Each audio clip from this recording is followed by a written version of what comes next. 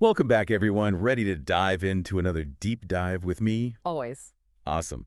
Okay, so today we're looking at Alan Kardec's The Spirits book. Yes. It's a pretty profound look at the universe and all its mysteries, and it's really resonated with a lot of you out there, so we're going to unpack some of the key ideas together. Specifically, we're going to be focusing on Part 1, Chapter 2, the general elements of the universe. I think that's a great place to start. Kardec really sets the stage for some mind-bending concepts in this chapter. Totally agree. Okay, so right off the bat, Kardec goes for this huge question. Can we humans actually ever really know how the universe began? Yeah, that's a question that has fascinated philosophers and scientists for centuries, right?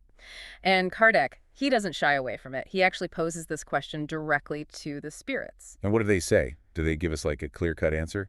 It's a bit more nuanced than that. The spirits suggest that complete knowledge of the universe's origins is beyond our grasp, at least for now. Okay, so we're not meant to know everything right this second. Makes sense, I guess. Ah. But is there anything we can know? Absolutely. The spirits emphasize that knowledge is revealed to us gradually. As we grow spiritually, we gain a deeper understanding of the universe. It's like we're on this incredible journey of discovery. The more we evolve, the more we understand. I love that. It's like we're peeling back the layers of reality one step at a time. Exactly. And it makes the whole process of learning and exploring so much more exciting.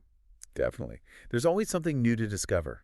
Okay, well, since the ultimate origin might be a bit beyond us right now, let's talk about what we can grasp. What about the stuff that makes up the universe? You mean like spirit and matter? Yeah, those are the building blocks, right? At least that's how we usually think about it. Right. But the spirits offer a perspective that goes beyond our everyday understanding of those terms. It's really fascinating. Okay, so how do they define matter? I mean, we all kind of know what it is, right? It's like stuff you can touch. Well, think of it this way. The spirits describe matter as the instrument for spirits' actions. Hmm. Okay. I'm listening. It's not just passive stuff just sitting there. It's an active participant. It's part of this dynamic interplay with intelligence, with spirit. So it's like matter is a tool that spirit uses to do its thing in the physical world. You got it. Whoa. Okay. That's pretty deep.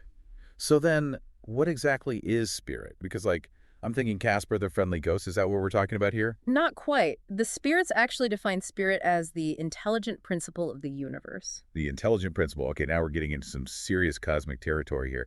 So is it basically just saying that spirit is intelligence? That's it? Well, Kardec actually asks the spirits that very question. He does. Interesting. And what do they say? They explain that while human intelligence is like a reflection of spirit, spirit itself is more like the source of all intelligence. Think of it like this. Our individual intelligence is like a single ray of light, while spirit is the entire sun. Okay, yeah, that makes sense. It's like spirit is this massive, all-encompassing intelligence, and we're just these tiny little sparks of it. Exactly. So we're talking about something much grander and more fundamental than just our human capacity to think and reason. Definitely a lot bigger than Casper the Friendly Ghost. Okay, so we've got this powerful spirit that's like the driving force of the universe, and we've got matter as its tool. But how do they actually interact? I mean, are they totally separate things, or is there some kind of connection between them? That's a great question, and it leads us into another one of the core ideas in this chapter. The spirits suggest that spirit and matter, while distinct, are deeply interconnected. They describe them as two sides of the same coin. Okay.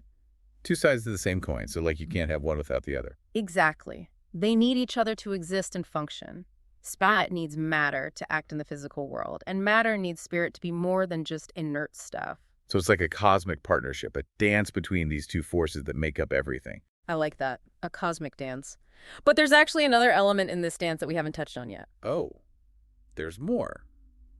Okay, I'm intrigued. Tell me, what else is there? The spirits introduce the concept of a universal fluid. A universal fluid. Okay, now I'm really curious. What is that, and where does it fit into this whole spirit and matter thing? It's like a bridge between the spiritual and material realms. Okay, so almost like a cosmic web that connects everything. Exactly. The spirits describe it as a form of matter, but it's so subtle that it's beyond our normal perception. So it's like matter, but not as we know it. Precisely. They call it imponderable matter. Imponderable meaning it's not subject to the same laws of gravity and weight as the matter that we experience every day. Okay, so this is where my brain starts to hurt a little bit. So we've got this imponderable fluid. It's interacting with regular matter. and spirit is like the one pulling the strings. You could say that. This universal fluid, according to the spirits, is actually what allows spirit to interact with the denser, ponderable matter of the physical world. Okay, so spirit is like the director, the fluid is the tool, and matter is like the clay.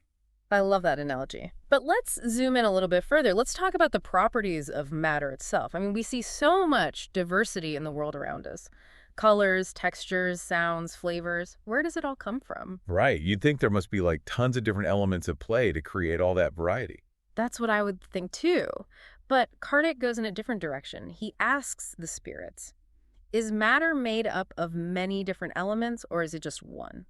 Okay, that's a good question. What do they say? They claim that there's only one fundamental primitive element, and that everything else is just a modification of that element. Wait a minute, hold on. So you're telling me that everything we see and experience, from a tiny little ant to a giant mountain, all of it comes from the same source.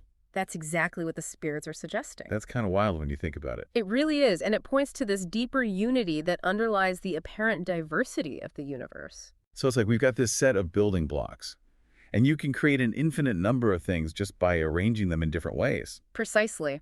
The spirits explain that the various properties of matter arise from the way that these elementary molecules combine and arrange themselves. So like water. Exactly. Water is a simple substance, but you just change the proportion of oxygen and it can become corrosive.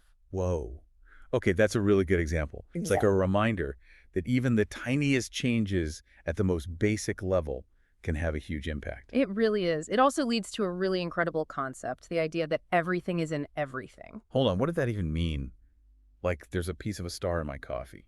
Well, in a way, yes. Since everything originates from the same source, the smallest particle contains the potential for everything else. Wow. Okay, so like everything in the universe is connected somehow. That's a pretty mind-blowing idea. It really is. And it opens up so many questions about the nature of reality and our place in it. But let's shift gears for a second and talk about the backdrop for all of this. Space itself. Okay, yeah, zooming back out to the big picture. So we've got spirit, matter, this universal fluid. But where is it all happening? Is there an edge to the universe? Like, what's out there? Well, that's a question that has intrigued people forever, the spirits answer. They say that universal space is infinite. Infinite. So it just goes on forever. No walls, no boundaries. That's what they suggest. And they make a good point. Even if we could imagine a boundary, wouldn't there have to be something beyond it? Yeah, I guess so. But it's hard to wrap your head around infinity. It really is. It's a concept that's bigger than our human minds can really grasp. So there's no end to the universe. Yeah. And it's filled with all this incredible stuff. And here's another thing. The spirits also say that there's no such thing as a void. Even the seemingly empty spaces are actually filled with that subtle, imponderable matter. Wow, okay, so we're swimming in a sea of infinite potential, surrounded by this invisible web of energy and matter. This is amazing. What else is in this chapter? There's one more piece to this puzzle that we need to look at. Kardec calls it ponderability. Ponderability. Okay, I'm not sure I've heard that word before. What does it mean? It's basically the property of having weight, of being subject to gravity. Oh, okay, like how everything on Earth is pulled downwards? Exactly. That's ponderability in action. Okay, I get it. Yeah. But how does this ponderability thing connect to everything else we've been talking about, like spirit and matter and all that? Well, remember how we talked about the universal fluid being imponderable? Meaning it's not affected by gravity in the same way as regular matter. Yeah, right. It's like it's playing by a different set of rules. Right. And here's where it gets really interesting. The spirits suggest that the interplay between this imponderable fluid and the ponderable matter is actually what creates all the diversity and complexity that we see in the universe. No, it's like this imponderable fluid is shaping the world around us, like behind the scenes. You could say that. It's influencing the properties of matter and kind of like orchestrating the whole cosmic dance. Wow. This whole conversation has been mind-blowing. We've gone from the origins of the universe to the essence of spirit and matter, and now we're talking about gravity and different states of matter. It's a lot to take in, and we're just scratching the surface of what the Spirits book has to offer. It's true. There's so much to explore in this book. Well, to our listeners out there, if you're interested in expanding your understanding of the universe and maybe having your mind blown a little bit, I highly recommend checking out the Spirits book for yourself. And remember, the journey of understanding the universe is never really over. Every new insight just leads to more fascinating questions. Keep exploring, keep questioning, and keep that sense of wonder alive. Beautifully said. Until next time, keep diving deep.